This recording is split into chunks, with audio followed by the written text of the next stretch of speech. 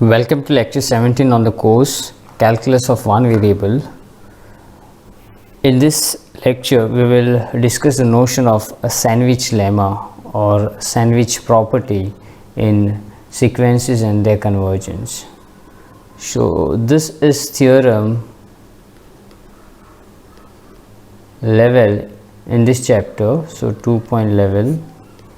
We call it as sandwich lemma.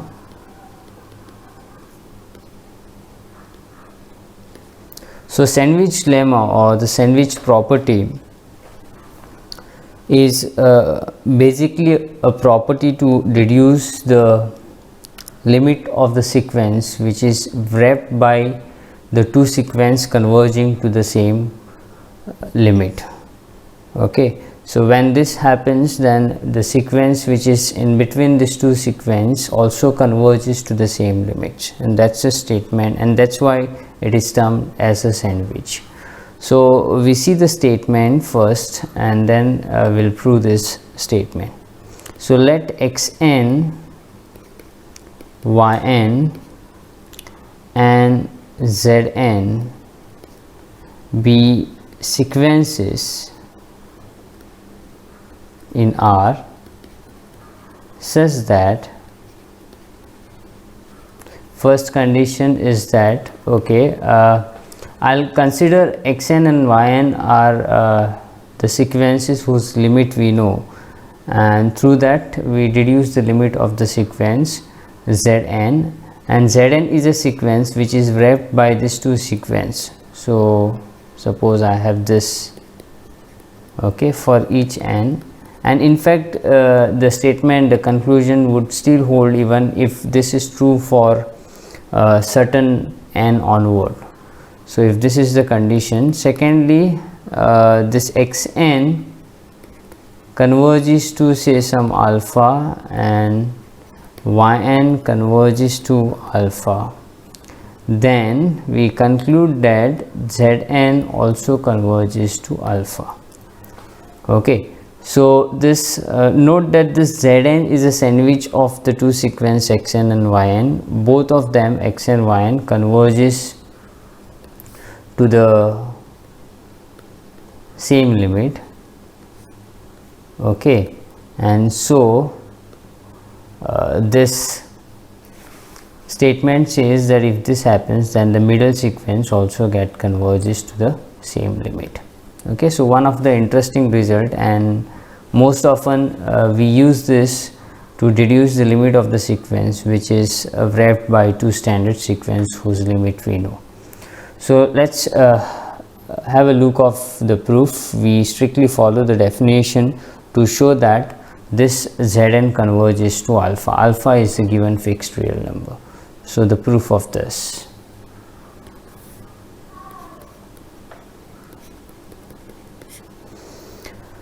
So claim zn converges to alpha.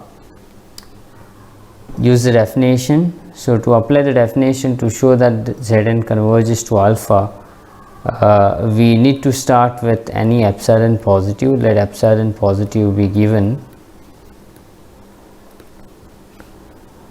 Okay, so here we need to use the fact that xn converges to alpha and yn converges to alpha. So for this epsilon, using the definition of conversion of sequence, we shall be able to produce, we are able to produce a natural number, say n1, says that this difference approximation mod of xn minus alpha can be made less than epsilon. Okay, or xn lies in the interval alpha minus epsilon to alpha plus epsilon for all n greater than or equal to n, and similarly we will also be able to produce a natural number n2 such that when n is greater than or equal to n2, all the terms of the sequence except those all the terms of the sequence for all n greater than or equal to n2 belongs to the interval alpha minus epsilon comma alpha plus epsilon. Okay, so our aim is to produce a natural number. So through this it's very easy to produce a natural number such that this approximation, that is mod of zn minus alpha, can be made less than this alpha for all n greater than or equal to that produced natural number. So we see whether we can produce it from this fact what is given. So since xn converges to alpha, there exists, I'll call the first choice of natural number as capital N1 in n, such that, okay, now in this case I will instead of writing it as an approximation, or instead of writing it in terms of mod, I'll write down this in terms of interval, which is the equivalent statement. So xn belongs to alpha minus epsilon comma alpha plus epsilon. I have taken epsilon as it is, I have not modified epsilon, so because this will work for all n greater than or equal to n1. So I'll call this as first statement. Similarly, since yn converges to alpha, again there exists n2 such that yn belongs to the interval alpha minus epsilon comma alpha plus epsilon for all n greater than or equal to n2. Okay, so I'll call this as 2. Okay, now what you know is that, okay, let me do some rough work over here.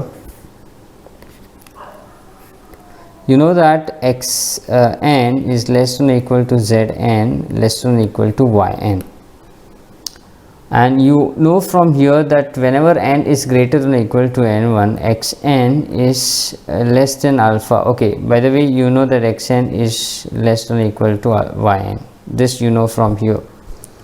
Okay, so and in between there is a zn. Okay, and from here you know that yn is less than or equal to alpha plus epsilon, and see there is a zn between. Okay, in fact I should have written it in this way.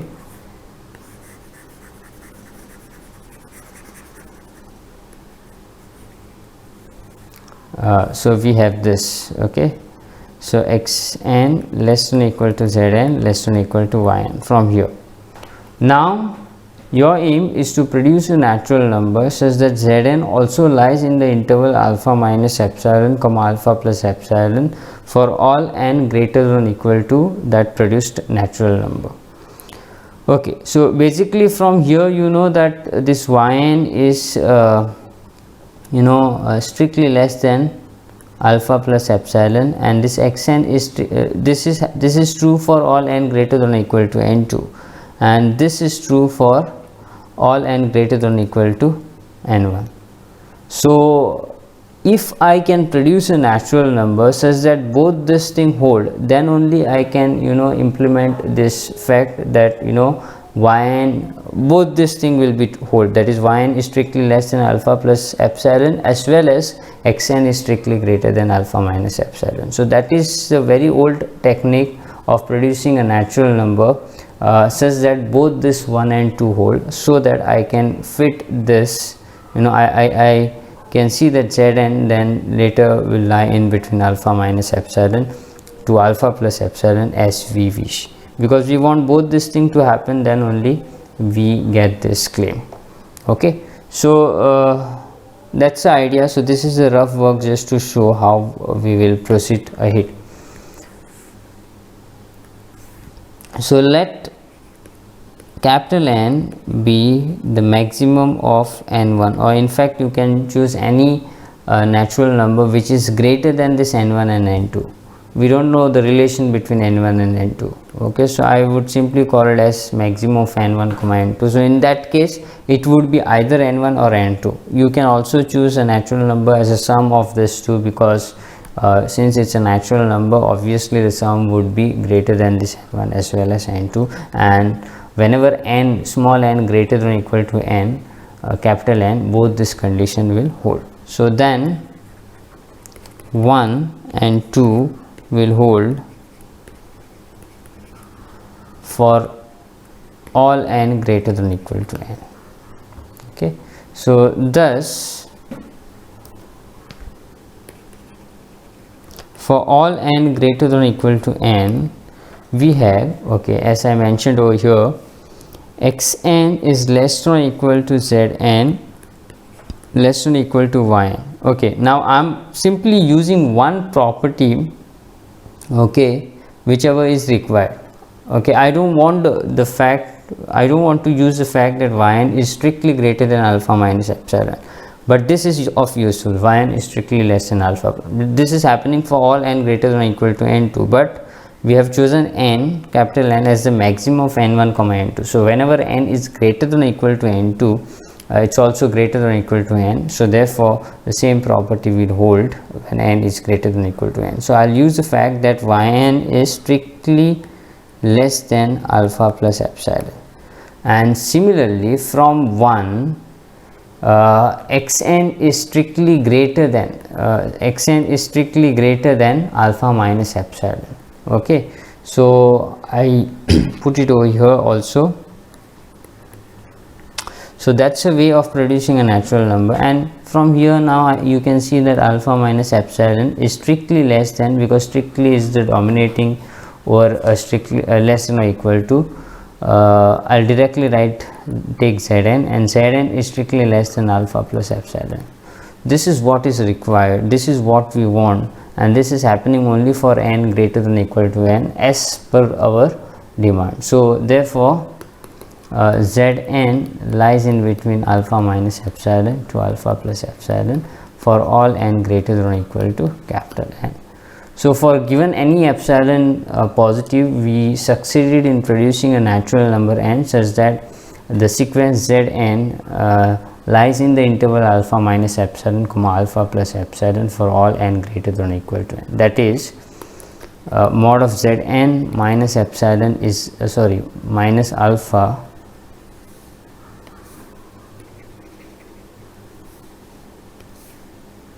is strictly less than epsilon for all n greater than or equal to n, and therefore we can conclude that Zn converges to alpha.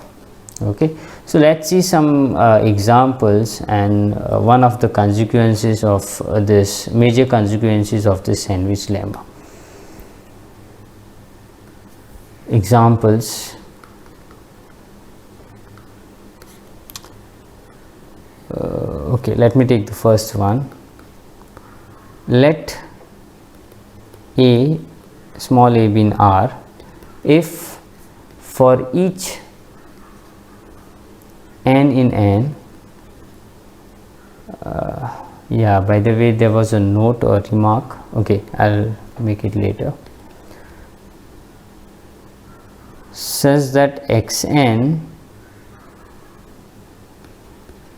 lies in the interval a minus 1 by n comma a plus 1 by n, then what can you say about the sequence xn? Is it converging, and if it is converging, where does it converges to? So you can apply the sandwich lemma over here, in fact, to show that this sequence converges to a. It's very simple. Okay, first of all you see that whenever I say that, okay, by the way, I want to make a note over here itself in this remark. See this here, I concluded that whenever both this 1 and 2 holds, then Zn converges to alpha. So that is when Zn lies in between xn and yn for each n in n. So that is for this should happen for each natural number, and xn and yn converges to the point alpha, then Zn converges to alpha. If there is a slight change, instead of for each n, if I have a natural number say n, says that this is true for all n greater than or equal to n after certain stage, then also the conclusion will hold. Okay, so that I will give it as a remark at the end of these two examples which we will discuss. Okay, because why it's going to hold? It's because see, this would be the third choice of a natural number. You have n1, n2, and you are saying that this is true only for those natural number which are greater than or equal to n. So along with this two condition, you want this also to be satisfied. Okay, and therefore instead of taking n to be maximum of only n1 comma n2, you will now take n to be maximum of this n1, n2 and this capital N. Okay, so you will have to change the notation instead of n, because n is used on top, n3 you can use. Okay, and thus for all n greater than or equal to n3, all this will hold. So that's the idea. So yeah, proof of this, xn belongs to a minus 1 by n comma a plus 1 by n is same as saying a minus 1 by n is less than xn less than a plus 1 by n. Now this sequence xn is wrapped by the two sequences a minus 1 by n and a plus 1 by n. So if these two sequences converges to a, then I can very easily conclude that xn converges to a. Now this a minus 1 by n, you know that it's algebra of two sequence a and 1 by n, the difference of two sequence a and 1 by n. The very standard result the very standard example of a sequence which converges to 0 is 1 by n, which we have proved, and a converges to a being constant, so therefore this converges to a. Okay, and also a plus 1 by n, in fact this converges to a minus 0, and a plus 1 by n also converges to a plus 0, and therefore this two sequence converges to a. Therefore by sandwich lemma, it's necessary to state xn converges to a, because both these two sequence converges to a, which wrap the sequence xn. Here by the way, there's a strictly inequality, and in the theorem that's a particular case, because in a theorem less than or equal to will work. Okay, let me take one more example. Prove that sin n by n converges to 0. A very standard result again.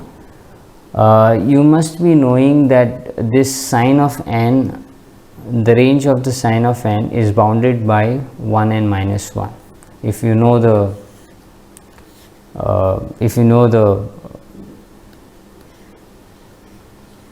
the graph of the sequence sine, it's bounded above by 1 and bounded below by minus 1. The graph will fall only in this interval. So therefore if you see mod of sine of n by n, it's always going to be less than 1 by n, less than or equal to, because mod of sine n is less than or equal to 1. Okay, and so we have this. So therefore this implies that by the basic property of modulus, this can be made equivalent to saying without mod is less than or equal to 1 by n and greater than or equal to minus 1 by n. Both this 1 by n and minus 1 by n converges to 0, and therefore by sandwich lemma sin n by n also converges to 0. Okay, so since 1 by n and minus 1 by n converges to 0, sin n by n converges to 0 by sandwich lemma as well.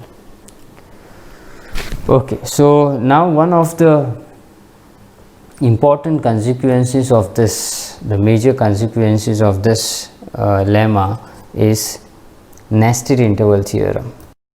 Yeah, we have already discussed this in the first chapter, but here we will discuss the standard version, or in fact the extended version of nested interval theorem. Okay, so let's recollect the statement and let's see what are the additional conditions that we implement which change the conclusion. So nested interval theorem,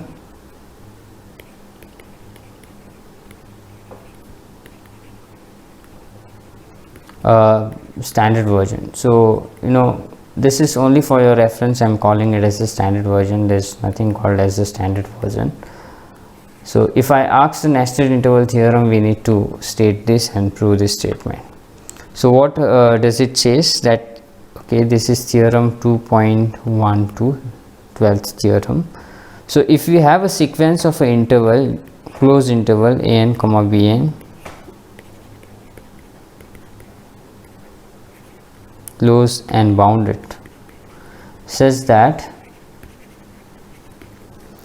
Jn plus 1 is contained in Jn. They are nested for all n belongs to n, so that sequence is decreasing. Okay, so this in fact this is enough to conclude that there is at least one point in the intersection of J. But I add one more property to this, which would assure that there is exactly one point in the intersection. Okay, so assume further, since now we know that the notion of the conversion of sequence, we can talk about this. Assume further that each length of the interval converges to 0. Okay, so that's what do you mean by saying length of the interval Bn minus An. So here you will be talking about the sequence whose term is Bn minus An. So assume further that the sequence Bn minus An converges to 0. This is basically the length of each interval, right? So first term would be B1 minus A1, that's the length of J1, B2 minus A2, length of J2, and this goes on. So each length, the sequence of length of interval gets converges to 0, then there exists a unique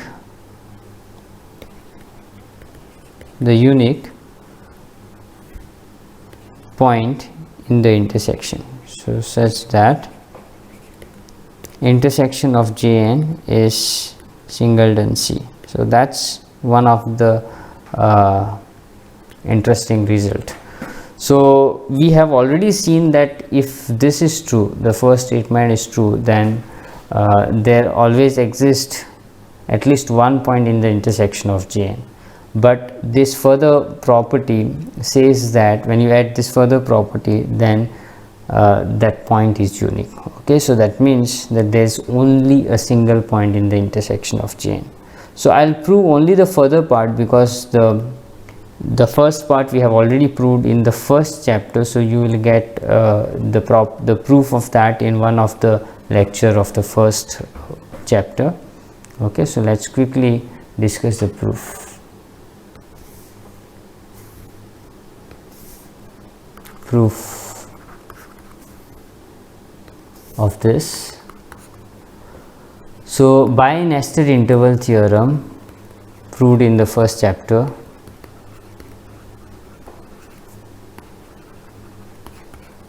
okay, for your reference I'll write down from first chapter.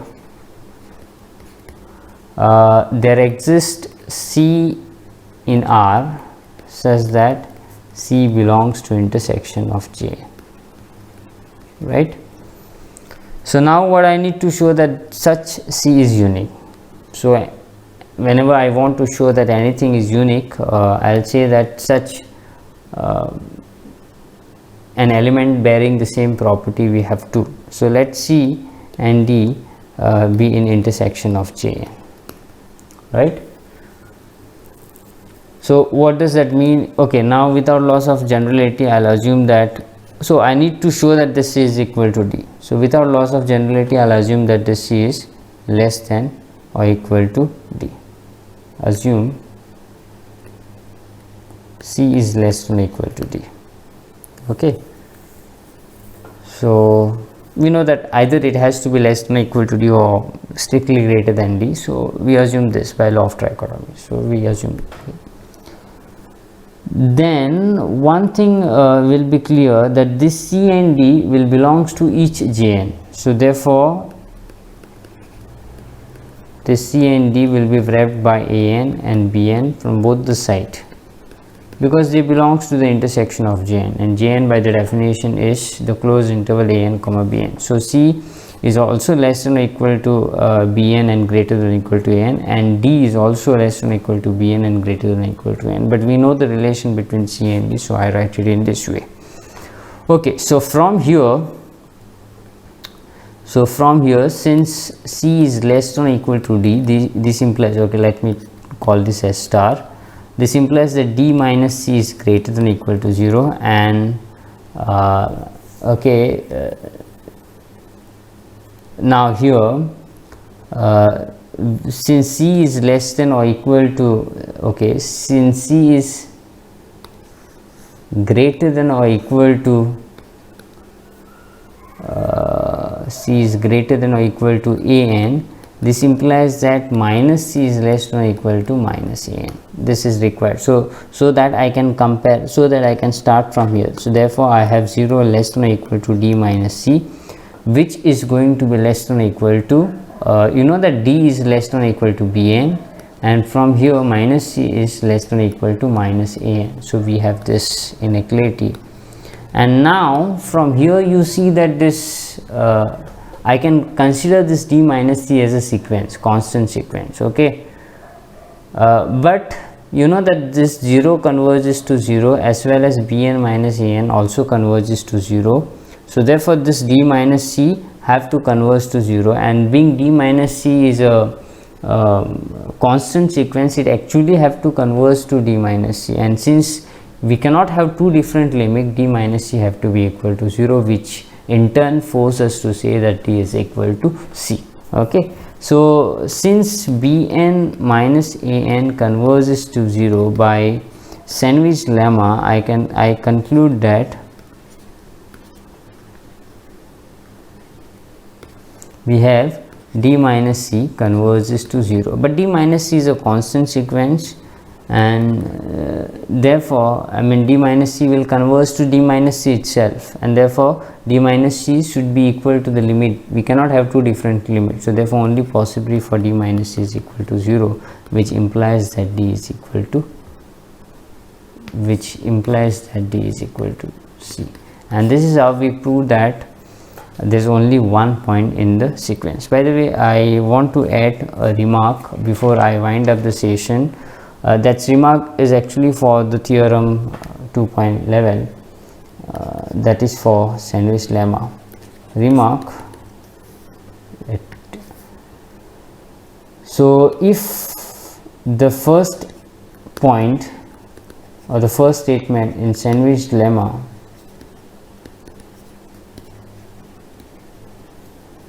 was a change to xn less than zn less than yn for n greater than or equal to n for some, then also the conclusion will hold. I mean the statement will remain same. So most of the time, even in most of the theory, we have this for after certain stage, but still it holds, because we know that the limit won't change of xn and yn for after certain stage, okay.